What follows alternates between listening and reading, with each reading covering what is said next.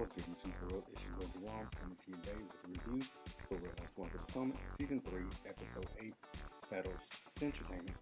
So without further ado, let's get this video started. So basically, this episode picked up where it left off last week, and that was with the girls sitting at the table having dinner, and then, them discussing Blue Eyes and Ashley asking Karen if her and Blue Eyes have any kind of arrangements with each other, and she telling her no and all that kind of stuff. And then you got Big Mouth ass Sharice telling that Ray asked Karen for a divorce, which Karen did say yes, that Ray had asked her for a divorce. Now, last week I was thinking when Karen said yes, that it was probably within these recent times with her and Ray going through their financial issues and all that stuff. Well, not really Karen, but Ray going through this financial situation. Excuse me. And, so I thought that, but she let us know that it had nothing to do with that. It was actually years ago, back when, I guess when her and Ray first originally got married or something like that. She was okay with having the name Mrs. Huger, but Karen's whole thing was she was wanting to be out all times of night and all that kind of stuff, and Ray just wasn't having that, and that's why Ray asked her for divorce. But she did say that they worked through all their issues with that, and they are stronger than ever, which I'm like, okay. But then you also had her in a side conversation with Giselle, telling Giselle that she knew them when Ray asked her for divorce, and I think, if I'm not mistaken, that Karen and Giselle both have said that they've known each other for like 11 years or something like that. And then, Karen was also, when she was talking to Giselle, she kind of made it sound like that, Ray had asked her, in these recent times for a divorce, and that he was trying to protect her. But, it's Karen. She'll tell you one thing, and then and it makes no sense, and it is Karen. So you don't know what to believe when it comes to Karen. And then, while they're all sitting at the table, Karen lets the girls know that she has her perfume line, her fragrance line that she wants to do, but it's in the discovery phase. And I was kind of like the other girls, like, what the hell does that mean, discovery phase? Are you trying to discover money to, put this business endeavor that you want to do and stuff like that? And then, actually, and then Robin, it came up because of Robin, I think, because Robin was still talking about the whole ditzy comment and how she has a college degree and all this stuff. And I'm like, just because you have a college degree don't mean you're not ditzy, because you pretty much are ditzy. You can be book smart all day, but you have no common sense, and that's pretty much how it is with Robin. Robin looked like she might be book smart, but the girl has no common sense. Not to see that man does not want her, but that's neither here nor there. So they get up from there. They all go their separate ways. They all go to. I think they were all saying that they were gonna go get in the jacuzzi and have a nightcap and all that kind of stuff, and smoke cigars and drink. And then, like I said, Karen and Giselle went in that room and had a conversation. And then you had Ashley. She was looking for Robin, and she found Robin, and they went into Karen's room and got into Karen's wigs.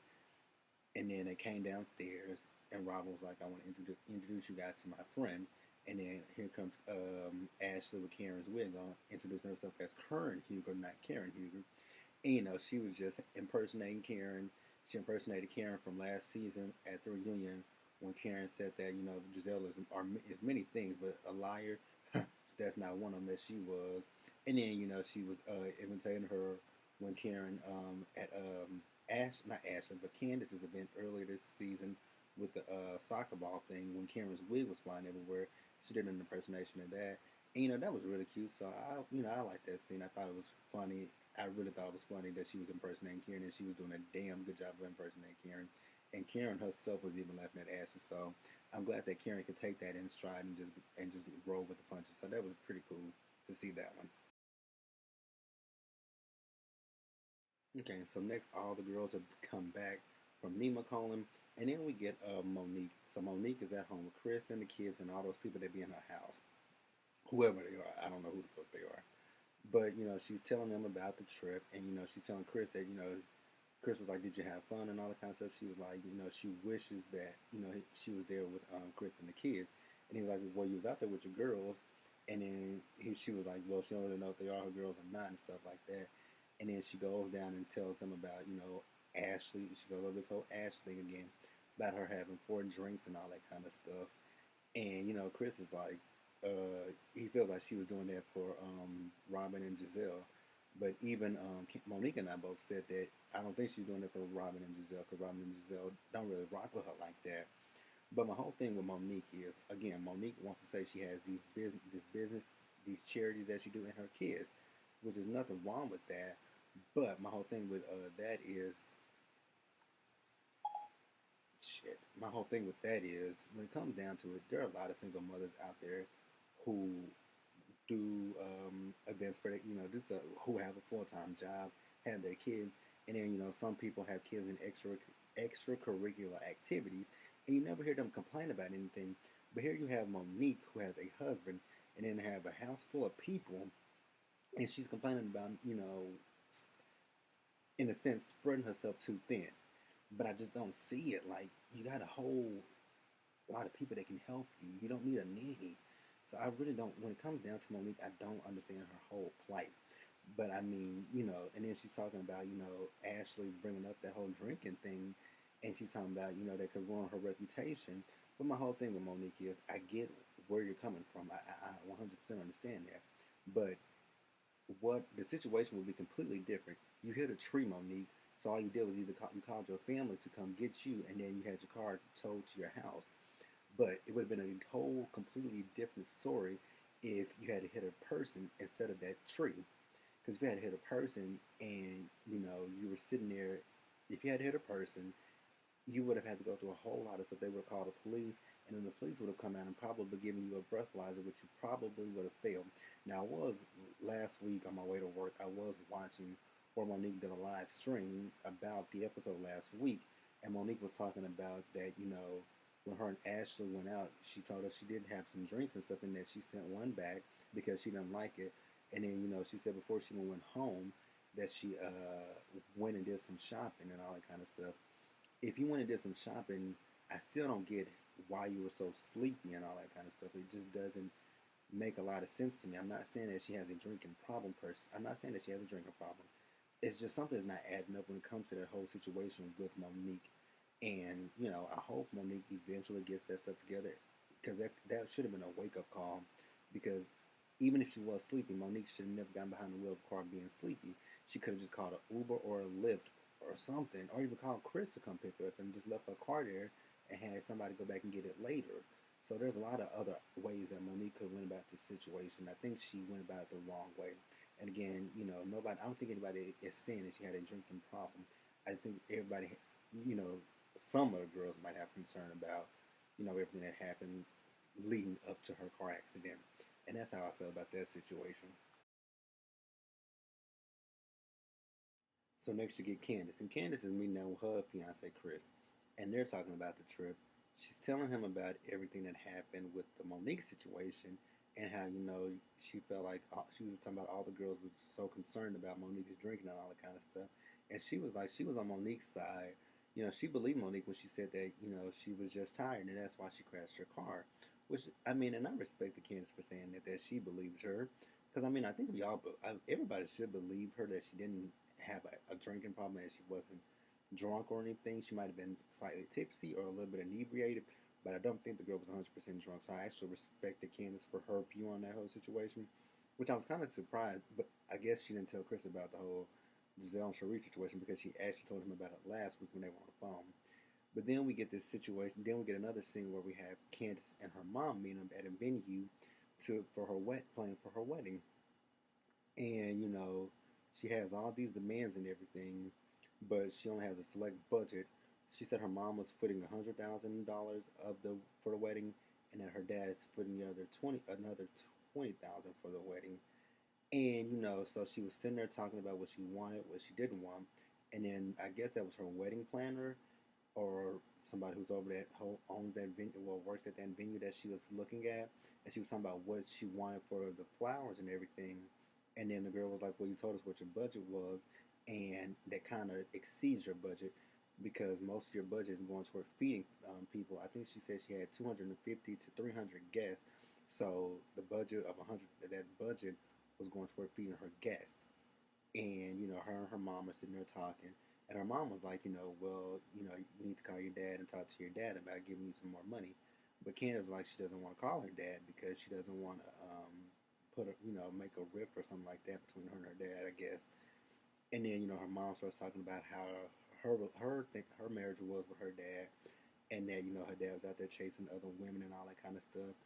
And I actually really did feel bad for Candace in this scene because Here you have your young daughter who is getting married for the very first time, and you're sitting here talking about all the bad stuff that happened in your marriage, like, and it's kind of like projecting on her marriage, which you can't do that because what your husband did to you. That doesn't mean that Chris is gonna do that to Candace, and I really 100% felt bad for Candace in that situation because Candace's whole thing was her dad didn't leave her. Candace was a baby when her dad left her mom. Her and her mom and dad got a divorce, and from the way it sounded like Candace's dad has always been in her life. And like I said, I just really did feel bad for her because she had to walk off and she was crying. But then her mom was sitting there having a conversation with herself about everything. And I don't think her mom saw the error in what she was saying to Candace because that really hurt her feelings. Like, she hasn't even gotten married to the guy yet, and you are already kind of spouting some doom and gloom to her. I just really did not like that, and I thought that was a bad look for her mother. And I hope things work out for Candace and her fiance. And I think her wedding is actually coming up soon. She said when it was on Watch What Happens Live a few weeks ago when she was on there with Karen. Don't remember what date it was. I think it's in June. It's either this year or next year. I can't really remember, but good luck to you, Candace, and congratulations on getting married. And I hope your marriage is nothing like what your mom and dad went through. I hope you have a long, happy, and prosperous marriage. And then we get Ashley. She's sitting down with Michael, and she's telling Ken and Michael about the whole trip and everything. She's talking about how she's hoarse because she was yelling on the trip most of the time. And then, she's telling him about again, bringing up Monique, and talking about how I guess this was the night that they all got in the hot tub or the jacuzzi, had the cigars, and Monique had a drink, and that the next time she turned around, Monique was in the bushes throwing up. But I mean, and here's my thing with this, Ashley. You are going a little bit too far with now. Yeah, it was one thing about Monique drinking at the restaurant at lunch and getting behind the wheel of a car, but you guys went to Nemacolin on a vacation. What did you expect the girl to do? Like, I mean, you guys are sitting on vacation. If I'm on vacation with my friends or people that I perceive to be my friends, like shit, I'm gonna turn up and have fun and drink and do whatever the hell I gotta do just to have fun. It's kind of like Monique said later in the episode. She didn't have her kids, so like shit, let her live, let her have fun. Ashley was just getting on my nerves with the whole drinking stuff while they were in Nemacolin, and I just didn't understand it. Like, what do people do when they go on vacation? They unwind, they turn up, they have fun, they live like shit. It's a vacation. You don't have any worries.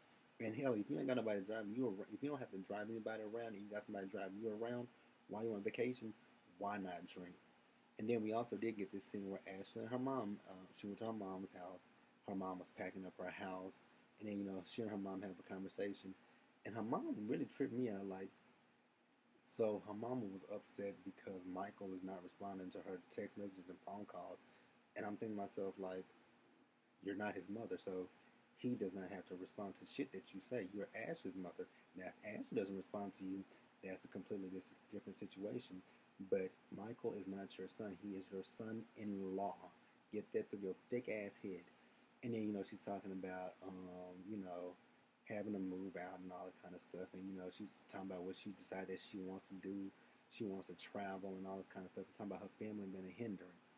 And I'm thinking to myself like, bitch, didn't Ashley say you have a younger daughter and you talking about your family being a hindrance? Like, she's talking about she's not on drugs, she's not doing this and she's not doing that.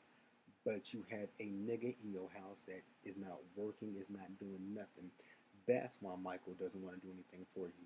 It's not. I don't think it's the fact that Michael doesn't want to help you. I think Michael's okay with helping Ashley's mom. It's the boyfriend that he does not want to help. Like, what grown man wants to take care of another grown man? That's not, like, who does that? Where they do that at for real? Like, I was sitting there rolling my eyes at her mama the whole entire time. Like, that whole scene just kind of irked me and worked my nerves. And then she's getting mad at Ash talking about she has to go back and report to Michael. And I was going to actually report to Michael. Michael is her husband. Like, that is his money that she's taking to help you out, not her money. And Ashley said it out of her mouth that if she was single, she wouldn't be able to afford all the stuff that she is now because I'm like we all said, that money that Ashley's giving to her mom is from him, not her. I don't think the Real Housewives of Potomac pay Ashley nearly that much money to support herself and yo bum ass. Like her mama really got on my nerves. Like her mama is a leech, a freeloader, a whatever. I mean, anything that you can think of. Like she is just trying to milk Ash. Well, not Ashley. She's trying to milk Michael dry. And at this point, I am on Michael's side 100%. It's time for Ashley to cut her off completely.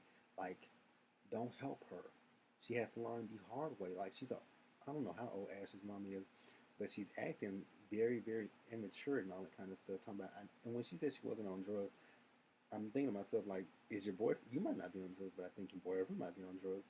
Like, tell that nigga to go back to the tent that you found him from, because I just don't see it for him or her mama. Like I really do feel bad. I mean, I feel bad for Ashley, but on the other side, I don't feel bad because you're enabling your mother.